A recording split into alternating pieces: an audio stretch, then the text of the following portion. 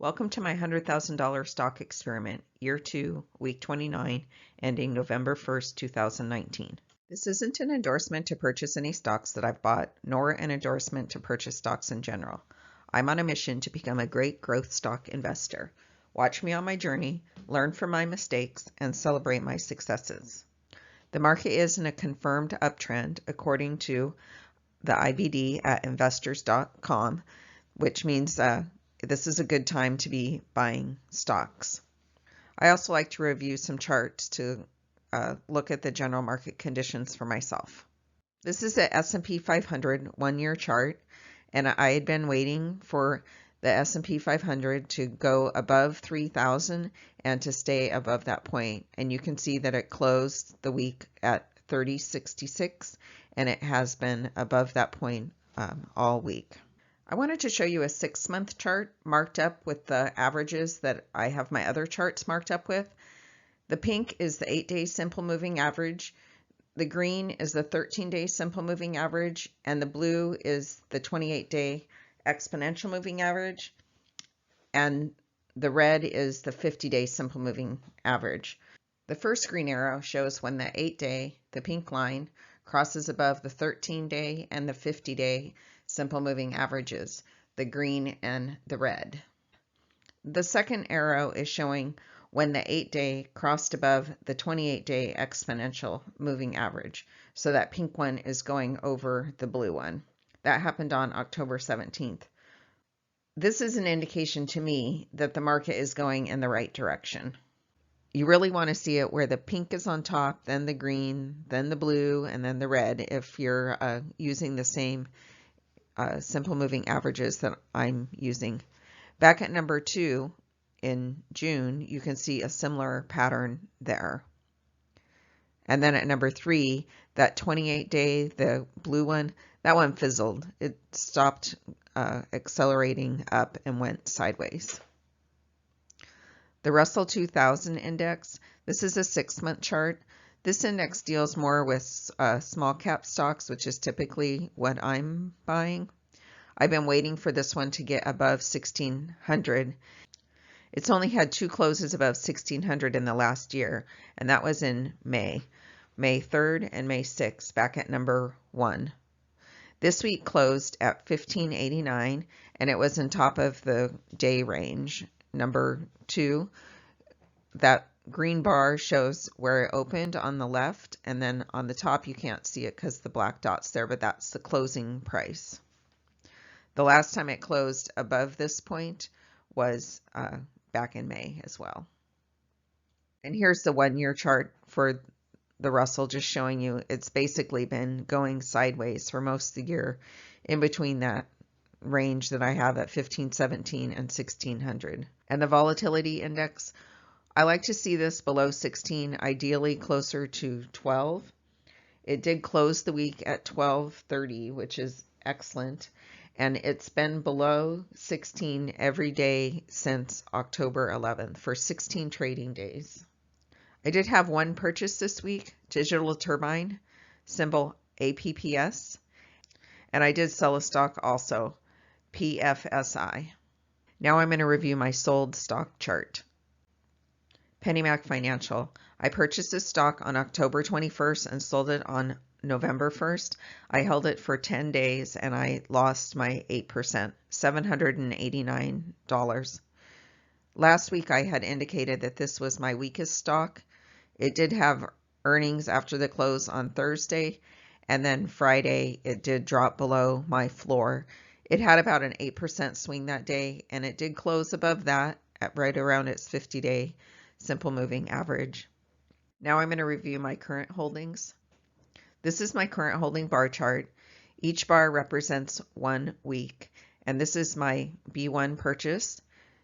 So it lets me compare each stock side by side, a $10,000 purchase in each of the stocks, and see how they're performing. There's 2 stocks that are doing outstanding this week. CDW, which was up 2% last week and jumped up to 7% this week. That's there in the blue. And then CZZ, which I've had for 4 weeks, and it's continuing to go up every week. Last week it was up about 9%, and now you can see it jumped up to 16%. The yellow line represents my floor at 9,200. That's 8% below the $10,000 purchase price. And then that dashed black line is the $10,000 mark. In the orange Lulu, you can see it was up last week and now it's down. So I do have a loss in that because it's below that dashed black line. So this chart itself shows the dollar value gain, but then I look at each individual stock chart and determine which stock chart I think is my weakest and my strongest. So I've numbered these, my weakest to my strongest, with Lulu being my weakest and CZZ being my strongest. So now I'm going to review those charts, weakest to strongest. Lululemon, I've held this stock just about 3 weeks and it's down 1.6%. This stock closed Friday right around its 28-day exponential moving average, that blue line with that black dot on it. That's the closing price for the day. I did leave my floor at 8%. This is a highly rated stock on the IBD. It's number 11 on the IBD 50 and it's number 4 on their big cap 20 list.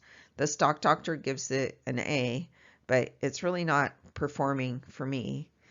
Its earnings aren't for another month, so we'll see what happens. Digital Turbine, symbol APPS. This is a repurchase of a stock that I got kicked out of back in August. You can see the B and the S I put down for my buy and my sell when I had it before. And now over on the right hand side I have the other B and that green line with the orange box. That's where I purchased it this time. I've held it for a week. I bought it Monday and it's down just about 5%. I did leave my floor at 8%. Earnings are coming up on Monday after the market closes. On Wednesday, this stock came within 5 cents of the floor and triggering a sell. And then Thursday, it came within 4 cents of that floor. So I'm really hoping that I can hold this during earnings, and hopefully earnings are positive and it goes up. Stock Doc does give this stock an A rating. Teradyne. I've held this stock for just over 3 weeks and it's up 1.8%. It did close the week right around its 8-day simple moving average and had crossed down below that 13-day simple moving average earlier in the week. I did raise the floor to the 50-day simple moving average. I want to try and hold my stocks, give them some room for a normal fluctuation, but when a stock gets in trouble, have it trigger a sell. So I thought I was safe moving that floor up to that 50-day simple moving average since it hasn't been below the 50-day since July 18th. Stock Doc is not favorable of the stock. It did give it a D+. Copart. I've held this stock for 2 weeks and it's down just about 1%. It did close at its 13-day simple moving average, and now that I'm recording this, I'm wondering why I rated this higher stock than Teradyne. IBD likes it. They gave them Stock Doc gave it an A, plus it's number 3 on the IBD 50 and number 1 on the big cap. The IBD does say that it's lingering within 5% of the buy point, which translates into it's going sideways. Rexford Individual Realty, REXR. I've held this stock for just over a week and it's up 0.3%. I also raised my floor to the 50-day simple moving average on this stock. It hasn't been below the 50-day since August 7th. Stock Doc gave it a C+, and it has been dropped from the IBD 50. Last week it was number 16, and now it is not on the list anymore. EDU, I've held this stock for just over 3 weeks, and it's up almost 6%, which is excellent. I left my floor at my 8%. I thought about moving it up to the 50-day, but it's hit that 50 days several times during the last 2 months. It's always bounced back, and I have gotten stopped out before of this stock recently, so I wanted to give it some room. It is number 9 on the IBD 50, and Stock Doc gives it an A-. CDW. This is my second strongest stock. Last week it was my second weakest stock, but it had earnings on Thursday.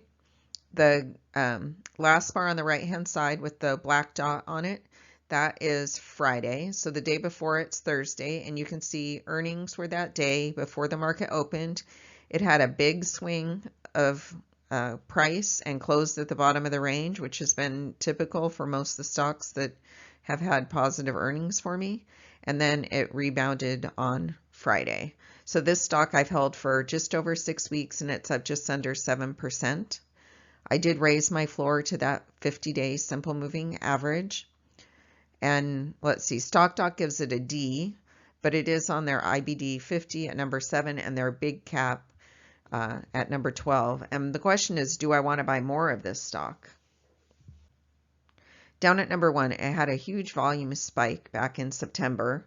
And over at number 2, you can see the volume was relatively low compared to that number 1 spike. I wanted to show you a 1-month chart so you could see the average volume without that big spike in there. So volume is picking up, and look at all those green bars down at the bottom. 12 of the last 15 days have been up days, which is excellent. Cosan Limited, stock symbol CZZ. This is my strongest stock. I have 3 purchases in it. My B1 I've held for 3.5 weeks and it's up 16%. My B2 I've held just under 3 weeks and it's up 9%. And my B3 I've held just about 2 weeks and it's up 6%. StockTalk gives it an A-, and the stock was featured in the IBD paper under the stock spotlight, and it was the first chart that they showed there. My experiment's been going on for 1 year and 29 weeks, and at the end of that period, I'm up 29.5% versus the S&P 500 for 15.4%. I also like to take a look and see where the changes are in my portfolio from last week to this week. So I did have a loss in my new purchases, which I hate, but seems to be happening a lot, $460. And then stocks that I held last week but sold this week, I had a loss of $467. And then my existing holdings went up $1,148. I have a chart that shows my current dollar gain for each week that I've held the stock. And I sort this with the losers on the top and the winners on the bottom. So the loser this week up at the top is APPS. It just has 1 box, which means I've just held it the 1 week, and it's down a total of $461 for in my portfolio. Lulu is down 161, and last week it had been up 197, so it dropped quite a bit. And CPRT also I had a gain in last week, but is a loser this week. So I have 3 stocks that I have losses in. And then I also take the weekly percentage change for the week and sort that with the losers on the top. I like to see my stocks going up at least 0.5% a week. If I get 3 red bars in a row, that's a big red flag for me. So I don't have any of those yet, but I do have 5 stocks that went down this week, which is not great.